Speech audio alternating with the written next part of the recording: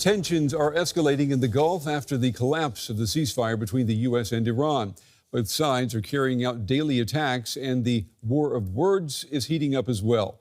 Iran has threatened to hit Gulf states so hard that, quote, no traces of their infrastructure will remain. Now, this comes after President Donald Trump repeated a warning that the U.S. would hit non-military targets in Iran. Now, this is what the U.S. president told Fox News Channel's Trey Yingst. Next week, it gets really bad for them because next week comes the power plants. Next week comes the bridges. We're going to knock out all their power plants. We're going to knock out all their bridges unless they get to the table and negotiate.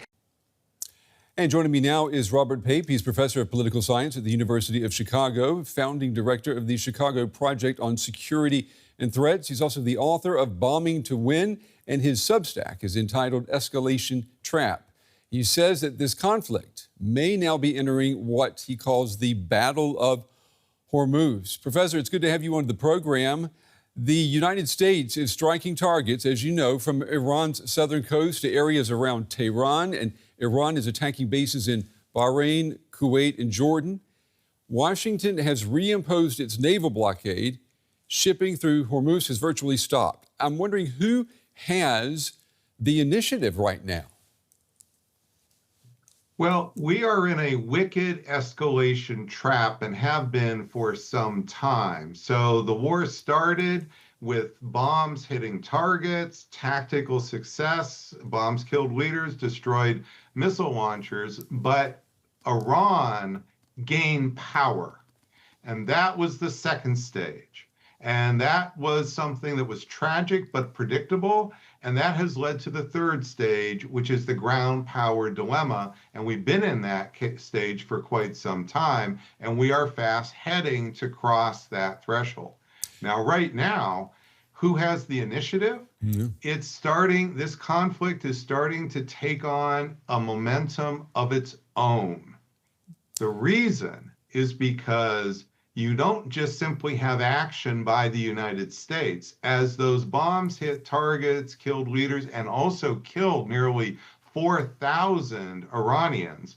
And then the blockade, the one that had been on for 2 months, already imposed enormous costs on Iranian society. And now that this is all coming back, this is stimulating enormous nationalism inside of Iran for revenge.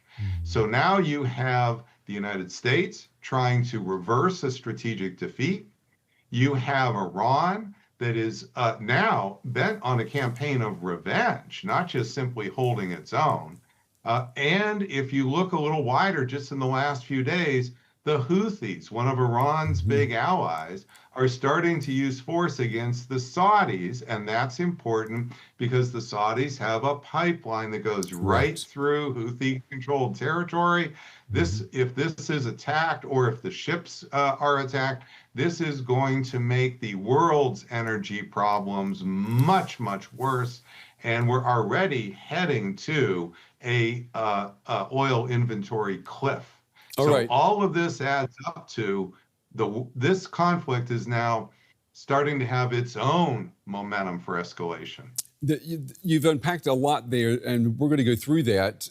President Trump said this week that the Strait of Hormuz was open and under American control, but the ships, the insurance companies, they appear to disagree. Is the blunt reality that the United States does not control the strait? Absolutely, yes. And you can see it. I post almost every day on my X. I post the shipping that goes through Hormuz. It's one of the most popular things that I put on, and then I usually explain, and it's often how few the ships are going through. And the few ships that are going through the Iranian avenue. That's that northern avenue. And the most important part is that almost no ships, no tankers are coming in to get new oil. So as we look at the strait being closed, all the ways you would look at it paint to a coming economic crisis for the world. There's only so long we can go without 20% of the world's oil. And as this conflict escalates, that we're going to hit those cliffs, and then they could be shut for many months. Well, you have warned that this could lead to American troops seizing Iranian territory near the Strait. President Trump has specifically refused to rule out taking Kharg Island, which is Iran's main oil export hub. What would such an operation actually involve? I mean, are we talking about tens of thousands of boots on the ground in Iran? Well, in the early stages, what you really see is that President Trump wants a symbolic victory. It's very important to understand that we all know, and his advisors are surely telling him, that the military risks here with ground and actually any of the military options are horrible for the United States and the American allies. But he's going forward because he's in political desperation. He's making a political calculation that, as bad as a prolonged war may be, abruptly accepting the strategic loss where Iran comes out clearly ahead puts him in an untenable political situation at home with MAGA. This is very similar to Lyndon Johnson in the Vietnam War, where we now know, because he made tapes, that Lyndon Johnson knew in advance the military options he was ordering would fail. He did it anyway.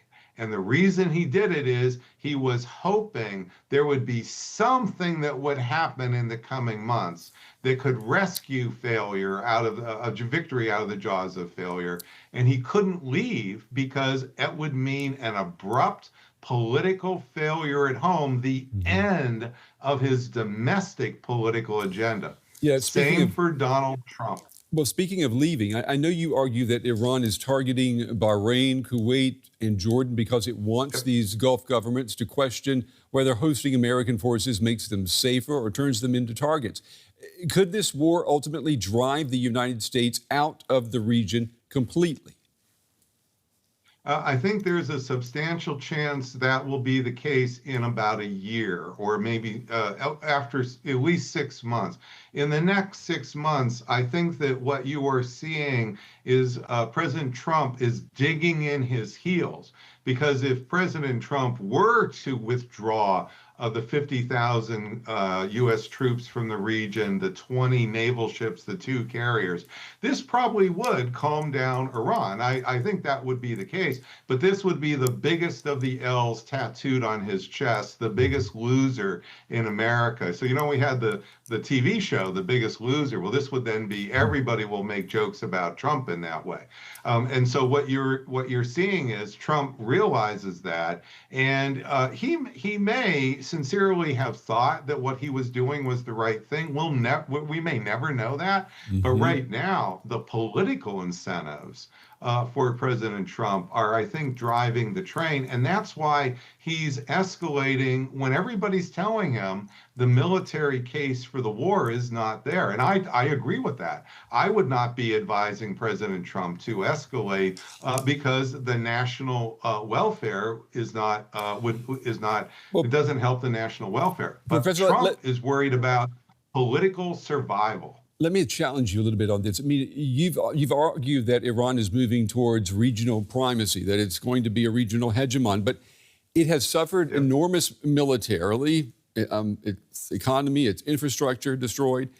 Are you mistaking Iran's ability to cause disruption for the ability to become a regional hegemon?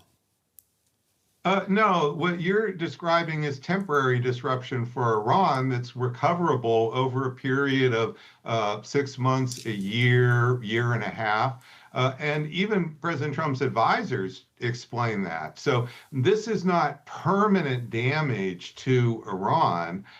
What you are seeing is that the blockade, what you're seeing is the bombing, this is actually recoverable. And much of the stuff that's been hit, like, for example, the Navy, you often hear the Trump administration bragging about having sunk the Navy. Well, Iran is highly unlikely to rebuild that Navy because that Navy was doing it no good, and it doesn't need that Navy for its future to rise as a regional hegemon. What it needs greater and greater drone capability. That is what is on.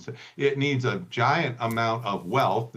Controlling 20% of the world's energy is that. It needs a sphere of influence from Lebanon with Hezbollah through the Houthis to the Gulf. That is also already occurring. And it needs that nuclear capability because all the other major centers of world power, the United States, China, and Russia, all have nuclear weapons. And I think in probably about 12 months or a year, it's possible even less, Iran is going to cross the nuclear threshold. And that's because it needs that for its longer term security. And it's right on the cusp of it. Professor Pape, we're out of time, but we certainly appreciate you sharing your insights and giving us a timeline here, events moving forward. We don't hear that very often. We will be watching events and watching the calendar. Thank you very much. Absolutely. Thank you.